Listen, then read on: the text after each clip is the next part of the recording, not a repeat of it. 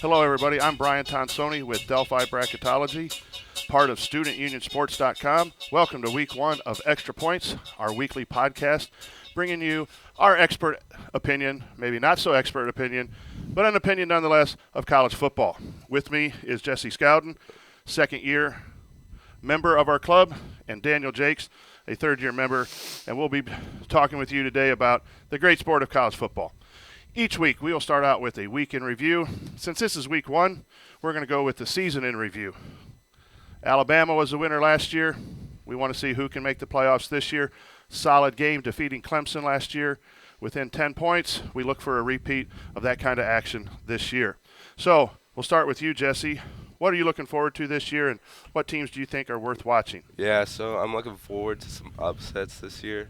One of the teams, Michigan State, they had a lot of seniors graduate, so I have a feeling they might be in line for a few upsets. And Daniel, what are you looking forward to this college football season? I personally am looking forward to the running back battle between Leonard Fournette and Christian McCaffrey. McCaffrey broke the all-purpose yards record last season, and I think that it'll be a great year between those two. Fournette, hopefully looking forward to a great SEC season with Derrick Henry gone, maybe a running back can win the Heisman back-to-back years. I'm looking for some traditional teams to maybe crack the Final Four this year with maybe a Michigan, a USC. Will have to probably win their first game in order to do that. So I'd like to see a Tennessee maybe have a chance to win the SEC, and maybe even Florida State breaking down and defeating Clemson. So I'm looking forward to that, as well as the Heisman race itself. Each week we will be bringing you a hot-cold segment, teams that are hot and teams that are cold. And for our first segment of Week 1, we're sending it over to you, Cole. Take it away. Thanks, guys. Cole Rickles here with your hot and cold teams of the week. First, we're going to start off with Clemson, and they are hot. Last year, they made it to the national championship. Sadly, they lost, but they had a great offseason, getting multiple top recruits and returning Deshaun Watson. And let's be honest here, what makes that team hot? It's the cheerleaders. As you guys can imagine right now, I am freezing my you-know-whats off because we're here with the cold team of the week, and that is Auburn. 2014, they make it to the national championship, and sadly they lose. 2015, they have a number 6 spot in the top 25 AP poll, and they finish the season off 6-6. And then in the offseason, they don't do much work with no good recruits, and they have a QB question. Is it going to be Johnson, White, or Franklin III? There's a lot of questions here, and in this Week 1 matchup versus Clemson and Auburn, there's a lot of speculation. Back to you guys. Thanks. Thanks, Cole Rickles. A very deliberate hot-cold segment. Thanks for bringing us your two teams, which is also one of our first sets of 3 games. We're going to talk 3 games that we see this weekend as being some of the key matchups. First game to talk about is Oklahoma at Houston. Houston is one of those teams that is under consideration to joining the Big 12. It's a home game. I look for that place to be real crazy, and Houston will bring their best effort. Oklahoma wants to get back into the Final Four, and I think this is a must-win for them to be in national contention. Daniel, can you share with us about this game? I think for Baker Mayfield, this is a big game, big step for him to hopefully maybe get in the Heisman contention. I think for him to be considered, they'll have to run the table, but I don't see that happening this season. I think Houston upsets Oklahoma. Jesse, quick thoughts on Oklahoma versus Houston. Yeah, Oklahoma, I'm going to have to go with them. Just too much firepower under them. Game 2 is UCLA at Texas A&M, a couple teams that aren't at the top of everyone's polls, but yet can break through this year. Outstanding tradition with both of these teams, and the Aggies have had a tough time breaking through the SEC. Again, it'll be tough. UCLA has had some issues in the Pac-12. Winner of this game at least gets to maybe make some noise in their respective conferences. Jesse, what do you think? UCLA, Texas A&M. Yeah, I got Texas A&M. I think Myles Garrett's just too much for the UCLA Bruins. I think for this game, there are going to be 2 key contributors, and that's Myles Garrett and Josh Rosen. I think whoever can make the plays down the stretch, I think Rosen will be that guy. Our third game in segment 1 here is Clemson-Auburn, our hot-cold teams of the week. It's a huge matchup. If Clemson wants to go and battle for the championship, I think they got to win this one on the road. And as Cole said, they have to take their cheerleaders with them. And Auburn, in the cheerleader battle and in the football battle here is on the losing side, I guess, according to Cole. And a win here for Auburn, though, really heats up the season and gets them off our cold list. What do you think, Clemson-Auburn? I just think that you have to remember Clemson still has Deshaun Watson, and that's really all they need. Probably one of the best players in the land. Yeah, this game is going to be a huge Week 1 matchup, but I got Watson too. Okay, very good. After our first segment of games, we're going to bring you something that's dear to my heart, and that's a tailgate tip. As you can see, I've never passed up a meal, and especially when it's before a football game. And so we thought we would share with our listeners that some important tips in having a successful tailgate. One of the best things is the spot and the location of your tailgate. Do you have a big enough spot for all of your food? Do you have a big enough spot for all of your friends? I like to get there early. I suggest 6 to 8 hours before kickoff time so you could pick out your prime spot if you don't have one prearranged. And I look for some nice soft green grass to set up because when I eat, I like to be comfortable. So remember, you've never lost a tailgate. You might have lost a football game, but your team may have lost, but you have never lost a tailgate. Get there early this Saturday. Okay, we're back with a couple more games on the docket for this week that we're going to talk about. And the first one is LSU at Wisconsin at Lambeau Field. I'll be in attendance, guys. Row 1, 20-yard line right behind the Wisconsin bench. I'm leaving on Friday, so I won't be here to teach you. So watch TV. Hopefully I will make Delphi proud. Your thoughts on LSU, Wisconsin? Yeah, Leonard Fournier's like TV watch. I have a feeling he's going to go off in front of that crowd. I can't disagree. Leonard Fournette has a monster night, and I just think that. Yeah, I'm just going for Lambeau Field. I'm with you. I'm looking forward to seeing Fournette run. I'm looking forward to eating some cheese curds, and it should be an interesting game. But Lambeau Field, what a great tradition, and hopefully there is some cheesehead, Aaron Rodgers type magic, Hail Mary on a Thursday night for Wisconsin for our Big Ten to pull that out. We have a game of the week. That's later, but this game is going to be traditionally a great game. USC versus Alabama in a game that, again, USC is trying to come back and make a national name for itself. Alabama's trying to defend its title. A loss here by the Tide, I think, will leave a stain on the season that no detergent would be able to wash away, Tide, Super Tide, or anything else. But I think USC might be in for a game. Who do you like in this game? I just like Alabama because of the fact that they have recruits that come in every year, and I think they'll be able to win easy. I think one name you need to keep in mind, I love to say it, I know everybody loves to hear it, is Juju Smith-Schuster. Alabama's always had problems with the big difference playmaker type player, and I think that USC gets it done on opening night.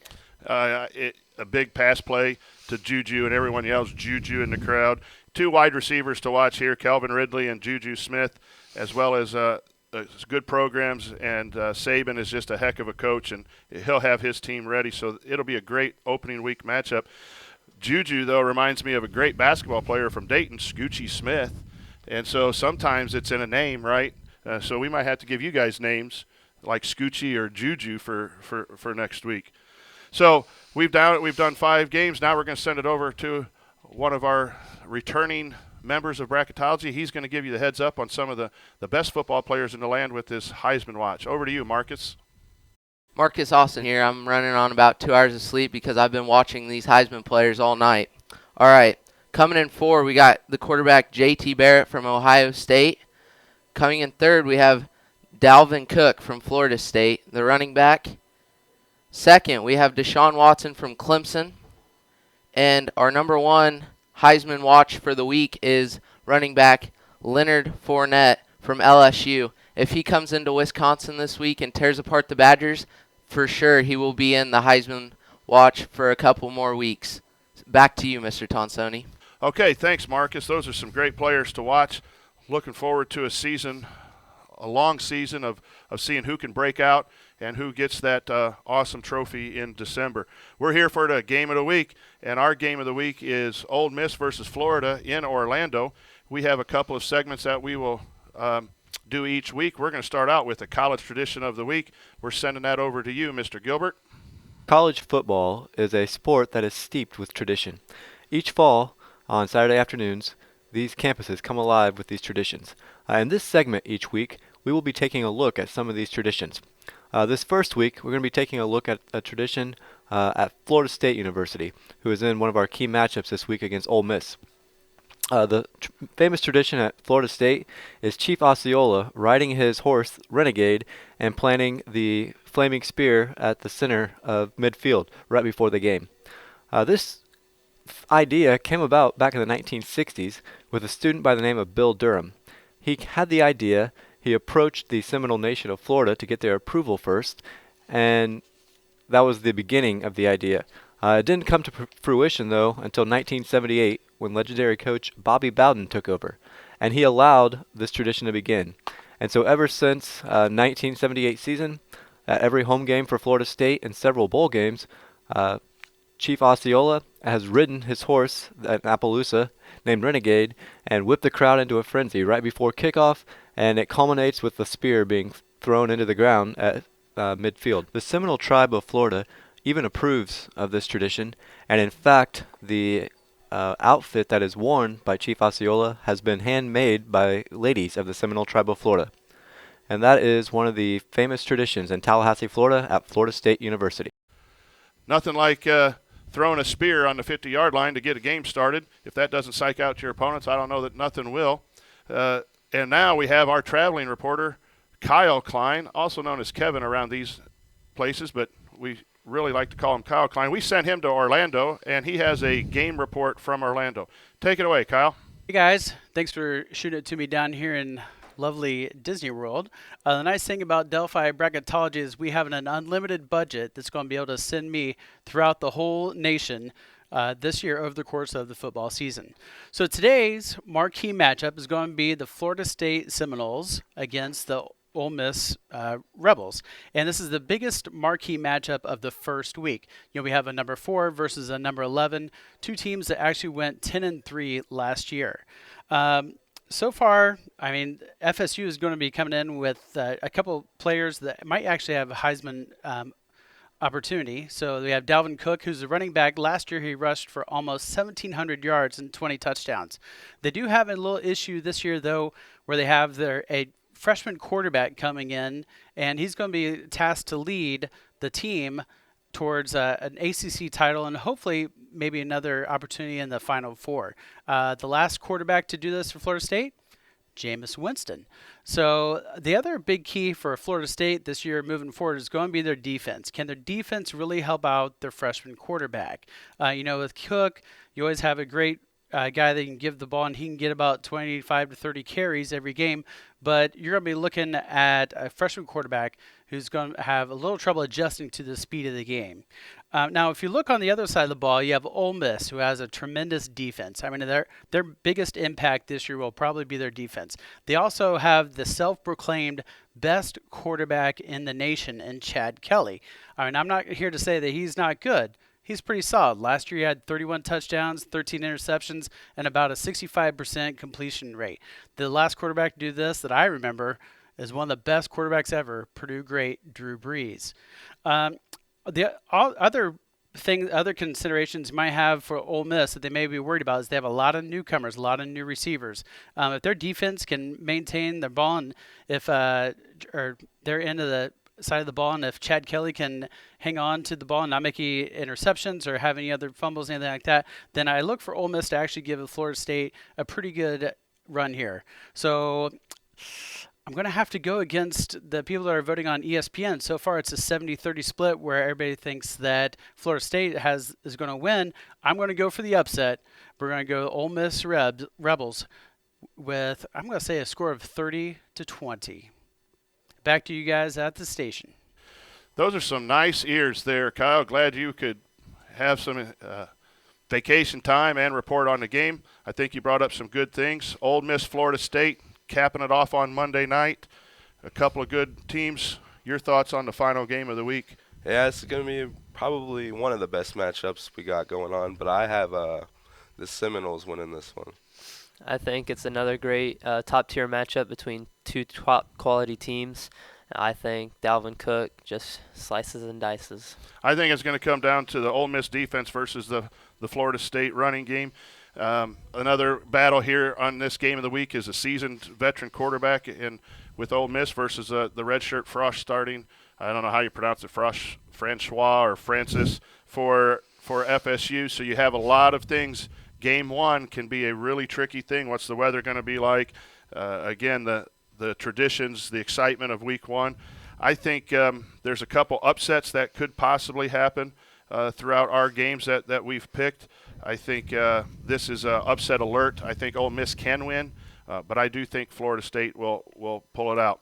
We'll end this segment and this week's Extra Points with a quick rundown of the games. I'll just ask who you think is going to win, and we'll start with Oklahoma-Houston, and we'll start with Jesse, and then we'll go to you, Daniel, and I'll finish up. Winner, Oklahoma-Houston. I got Oklahoma in that one. I like Houston. I like Oklahoma, and that is also an upset alert, but I can see that happen. I do think Baker Mayfield, what a great name, and also a great quarterback. UCLA, Texas A&M. This is a tough one. I'll probably have to go with UCLA. I like UCLA. I also like UCLA on the road. Clemson at Auburn. I'm going to have to go with Clemson. I like Clemson. I think Clemson rather easily. LSU at Wisconsin. LSU easy. Go Tigers. Cheese curds. No, I'm not picking Wisconsin, but I'm going to be eating those cheese curds for LSU. USC, Alabama. Bama. USC. Alabama, I think by 2 touchdowns. And our game of the week pick, Ole Miss versus Florida State. I got the Seminoles. I like the Seminoles as well. I also will take the Seminoles. That does it for week one of Extra Points. Thanks to IU DJ Unique for the intro and the ending music here. I appreciate him. No one spins them better than you. Thanks again for everyone who helped us this week. This is Brian Tonsoni with Delphi Bracketology, part of StudentUnionSports.com, signing off on week one of Extra Points. We'll see you next week.